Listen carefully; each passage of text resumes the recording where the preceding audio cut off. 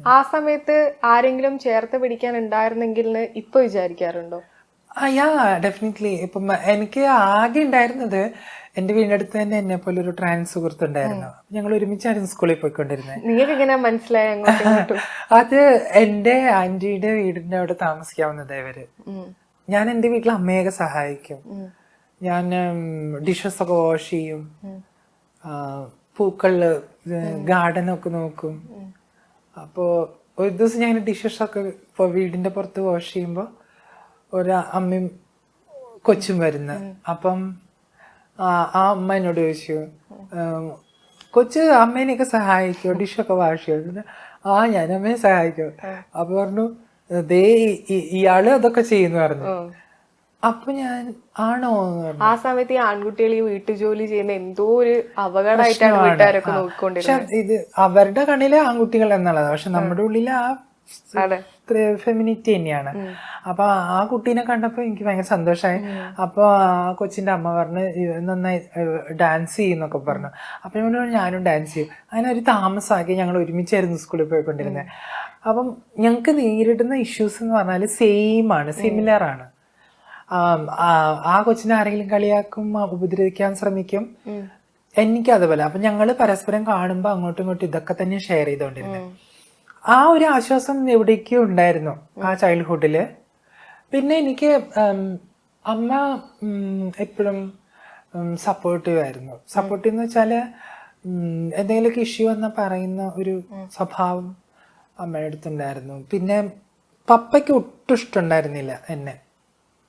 പപ്പ എപ്പോഴും മമ്മീനെ ബുള്ളിയും ചെയ്തിരുന്നു ഒത്തിരി. ഈ ബുള്ളിങ് എന്ന് പറയുന്നത് വെർബലിയുള്ള ബുള്ളിങ് ആയിരുന്നു. അപ്പം ഇങ്ങനെയൊക്കെ പറയും, ഞാനൊരു പുരുഷനാണ്, എനിക്കിങ്ങനെ ആണും പെണ്ണും കെട്ട കുഞ്ഞൊന്നും ഉണ്ടാവില്ല, ഇത് നിനക്ക് മറ്റാരിൽ നിന്നുണ്ടായ കുഞ്ഞാന്നൊക്കെ പറഞ്ഞിട്ട് അമ്മേനെ ബ്ലെയിം ചെയ്യും. അത് ചെയ്തത് കേൾക്കാറുണ്ടായിരുന്നു. അതുകൊണ്ട് ഞാൻ എന്റെ സകടകൾ അങ്ങോട്ട് പറയാറില്ല. മമ്മീനെ അതിനെ വിഷമിപ്പിക്കണതൊക്കെ ഒത്തിരി വിഷമായിരുന്നു. അതുകൊണ്ട് പലപ്പോഴും എന്റെ പെയിൻ അല്ലെങ്കിൽ എന്റെ ഒരു ഇത് എപ്പോഴും ഉള്ളിലൊതുക്കി ഇങ്ങനെ കൊണ്ടുപോയിരുന്നു. ബട്ട് കുറെ കാലം കഴിഞ്ഞപ്പോ അതൊക്കെ ഒരു ഇതായി മാറി, ചേഞ്ച് ആയി കുറെയൊക്കെ. ഇപ്പൊ എങ്ങനെയാണ്? ഫാമിലി കുറച്ചുകൂടി അക്സെപ്റ്റഡ് ആണോ? ഇല്ല, ഇപ്പൊ എനിക്ക് അങ്ങനെ ഫാമിലി എന്ന് പറയാനായിട്ട് അവര് വലിയ ആളുകളൊന്നും ഇല്ല. മമ്മി മരിച്ചുപോയി, പപ്പയും മരിച്ചുപോയി. മമ്മി 2008ലാണ് മരിക്കുന്നത്. പപ്പയും 2015 സമയത്താണ് മരിക്കുന്നത്. പിന്നെ എനിക്ക് ബ്രദറുണ്ട്. ബ്രദറിന്റെ ഫോട്ടോസ് ഫേസ്ബുക്കിൽ സോഷ്യൽ മീഡിയയിൽ ഇങ്ങനെ ഇട്ട് കാണാറുണ്ട് ഒരുമിച്ചുള്ള. അപ്പൊ അങ്ങനെ ആള് അവിടെ ഉണ്ട്, തൃശ്ശൂരുണ്ട്. പിന്നെ മമ്മീന്റെ മരണശേഷം ഞാൻ പാർട്ട്ണർ റിലേഷൻഷിപ്പിലായിരുന്നു. ഈ അച്ഛൻ മരിക്കുന്നതിന് മുൻപ് എപ്പോഴെങ്കിലും ശീതളിനെ അക്സെപ്റ്റ് ചെയ്യുന്നതോ ആ രീതിയിൽ ഒന്ന് ചേർത്ത് പിടിക്കുന്നതോ ഉണ്ടായിട്ടുണ്ടോ? പപ്പയ്ക്ക് ഒരു ആക്സിഡന്റ് സംഭവിച്ചു 2015 സമയത്ത്. പപ്പനെ ഞാൻ കാണാൻ പോണെന്ന്, ഞാനപ്പോ റിലേഷൻഷിപ്പിലായിരുന്നു. അപ്പൊ എന്റെ എക്സ് പാർട്ട്ണറോട് ഞാൻ പറഞ്ഞു പപ്പനെ കാണാൻ പോണെന്ന്. അപ്പൊ തൃശ്ശൂർ മെഡിക്കൽ കോളേജിലെ പപ്പ കിടക്കുന്നത്. പപ്പന്റെ കൂടെ പപ്പന്റെ മൂത്ത സഹോദരി ഉണ്ടായിരുന്നു. പപ്പനെ കാണാൻ ചെന്നപ്പോ ഞാൻ സാരി ഉടുത്തിട്ടാ പോയത്. അപ്പൊ പറഞ്ഞു, അത് ആദ്യമായിട്ടാണോ അങ്ങനെ പോകുന്നത്, പപ്പന്റെ മുന്നിൽ സാരി ഉടുത്ത്? ആയിരിക്കാം തോന്നുന്നു. അല്ല, ഞാൻ പ്രോഗ്രാമിനൊക്കെ സാരി ഉടുത്ത് കണ്ടിട്ടുണ്ടാവും. പക്ഷെ നേരിട്ട് നിങ്ങൾ മീറ്റ് ചെയ്യുന്നത് ഇപ്പൊ ഞാൻ പ്രോഗ്രാംസിനൊക്കെ പോകുമ്പോ സാരി ഉടുത്ത് കണ്ടു. പക്ഷെ ഹോസ്പിറ്റൽ സ്പേസില് കുറെ നാൾക്ക് ശേഷമാണ് കാണുന്നത്. അപ്പൊ എന്നെ കാണാൻ സാരി ഉടുത്തിട്ടാണ് വന്നതെന്നൊക്കെ പറഞ്ഞിട്ട് എന്നെ ചെറുതായിട്ടൊക്കെ വഴക്ക് പറഞ്ഞു. പിന്നെ വേഷം എന്തായാലും എന്താ, ഞാൻ നിങ്ങളെ കാണാൻ വന്നതല്ലേ എന്നൊക്കെ പറഞ്ഞ് സംസാരിച്ചു. അവിടുന്ന് ഒരു 1 വീക്ക് കഴിഞ്ഞു. പപ്പ ഹോസ്പിറ്റലാണ്, ഞാൻ വീട്ടിലാണ്, എന്റെ താമസ സ്ഥലത്താണ്. അങ്ങനെ പപ്പ എന്നോട് ഒരു ദിവസം മൂത്ത ആന്റിയുടെ ഫോണിൽ നിന്ന് എനിക്ക് കോള് വന്നു. പപ്പ എന്നോട് സംസാരിക്കണം എന്ന് പറഞ്ഞു. റെഡി എന്ന് പറഞ്ഞു. പപ്പ എന്നെ വിളിച്ചിട്ട് പറഞ്ഞു,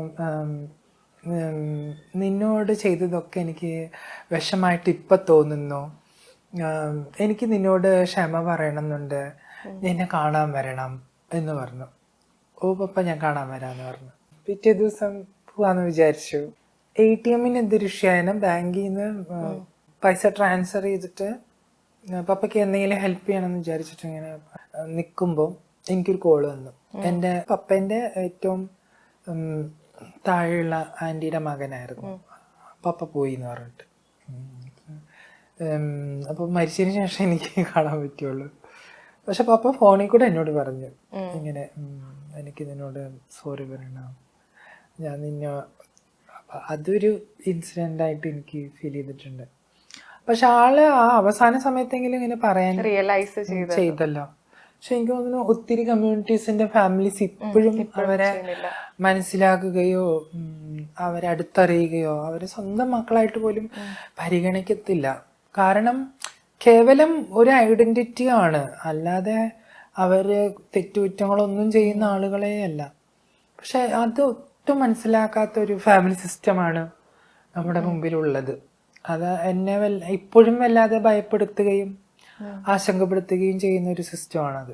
ഈ ശീതള് പറഞ്ഞ പോലെ തന്നെ ഇപ്പോഴും ഒരുപാട് പേര് പുറത്ത് വരണം എന്നുണ്ട്, കമ്മിങ് ഔട്ട് ചെയ്യണമെന്നുണ്ട്. പക്ഷെ ഇതുപോലെ തന്നെ സൊസൈറ്റീനെ, വീട്ടുകാരെന്ത് വിചാരിക്കും എന്നൊക്കെ വിചാരിച്ചിട്ട് പേടിയോടെ വീട്ടിനുള്ളിൽ കഴിയുന്നുണ്ട്. അവരോട് എന്താ പറയാനുള്ളത്? നമുക്ക് ഒരു കാലഘട്ടം എടുക്കുകയാണെങ്കിൽ ഒത്തിരി ചേഞ്ചസ് ഉണ്ടായിട്ടുണ്ടല്ലോ നമ്മുടെ സമൂഹത്തില്.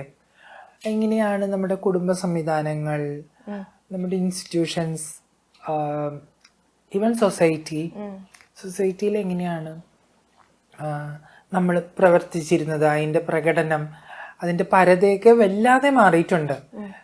ആഫ്റ്റർ കോവിഡ് അത് ഒത്തിരി മാറിയിട്ടുണ്ടെന്ന് ഞാൻ കരുതുന്നത്. ഒത്തിരി കാര്യങ്ങൾ നമ്മൾ ഇൻഫ്ലുവൻസ് ചെയ്തിട്ടുണ്ട്.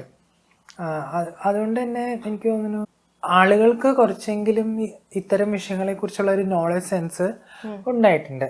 അതിലൊരു ഒരു അർബനും റൂറലും തമ്മിലുള്ള വ്യത്യാസമുണ്ട് എങ്കിൽ പോലും ഒരു ഇതുകൊണ്ട് അതിന് ഒത്തിരി കാരണങ്ങളും ഉണ്ടായിട്ടുണ്ട്. കാരണം നമ്മൾ കാണുന്ന കാഴ്ചകള് സോഷ്യൽ മീഡിയ വല്ലാതെ ഇൻഫ്ലുവൻസ് ചെയ്തിട്ടുണ്ട്.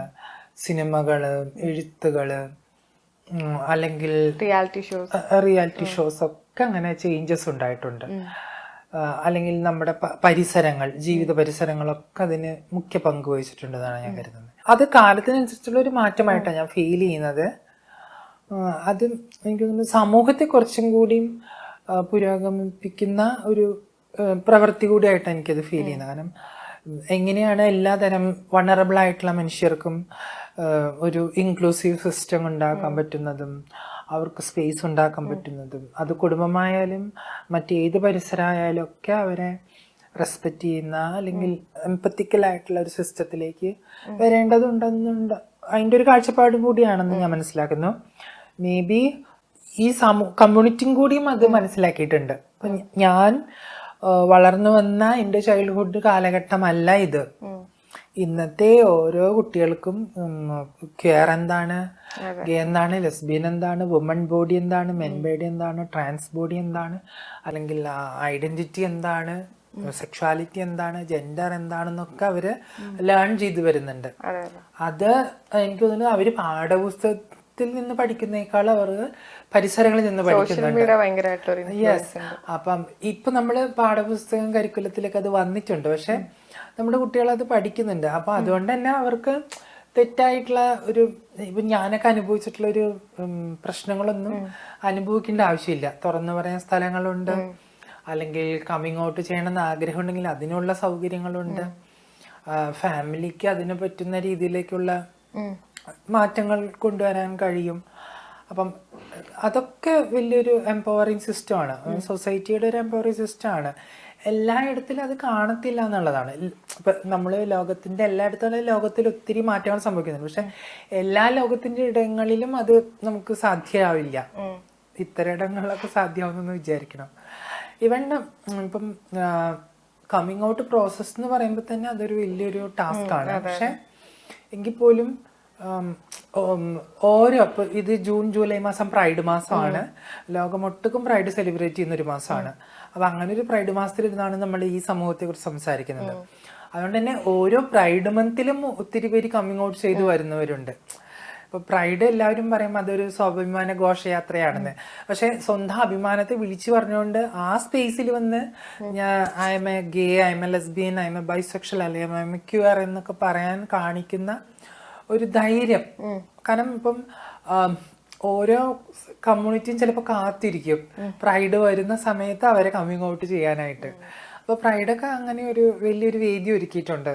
ഇപ്പം 2009 ഡൽഹി ഹൈക്കോർട്ട് വെഡിക്റ്റ് വരുന്നത്. IPC 377 ഡിക്രിമിനലൈസ് ചെയ്തുകൊണ്ട് 2010 നമ്മൾ പ്രൈഡ് ആരംഭിക്കുന്നത്. അപ്പോൾ കഴിഞ്ഞ വർഷം 13ാമത് പ്രൈഡാണ് അവസാനിച്ചത്. 2018 IPC 377 ഡീക്രിമിനലൈസ് ചെയ്യുകയും സ്ക്രാപ്പ് ചെയ്യുകയും ചെയ്തത്. അപ്പോൾ അത് ആ സ്ക്രാപ്പ് ചെയ്തതിന് ശേഷം ആണ് കമ്മ്യൂണിറ്റിയെ കുറിച്ചുള്ള ഒരു ഇത് മാധ്യമങ്ങളിലും ജുഡീഷ്യറിയിലും ആരോഗ്യരംഗത്തും സൊസൈറ്റിയിലും എല്ലാ സിസ്റ്റത്തിലും വരുന്നത്. അതുവരെ രോഗികളാണ് ക്രിമിനൽസ് ആണെന്ന് പറഞ്ഞിരുന്നു. പക്ഷെ കോർട്ട് എപ്പോഴാണോ അത് ക്രിമിനൽസ് അല്ല, അത് നാച്ചുറൽ ആയിട്ടൊരു സംഭവമാണ്. അതുപോലെ സ്വവർഗ വിവാഹം, സ്വവർഗ അനുരാഗം ഒക്കെ നാച്ചുറൽ ആണ് എന്നൊക്കെ കോർട്ട് പറഞ്ഞ് ആ ഒരു സാധ്യതയിലാണ് കുറച്ചും കൂടിയും ഒരു സാമൂഹികമായിട്ടുള്ള ചേഞ്ചസ്. അത് എനിക്ക് തോന്നുന്നു 2019 ആ സമയത്തൊക്കെ അതിൻ്റെ ഒരു എംപവറിംഗ് സിസ്റ്റം ഉണ്ടായിട്ടുണ്ട്. നേരത്തെ പറഞ്ഞ ഒരു സോഷ്യൽ മീഡിയ ഇൻഫ്ലുവൻസ് അതിൽ വന്നിട്ടുണ്ട്.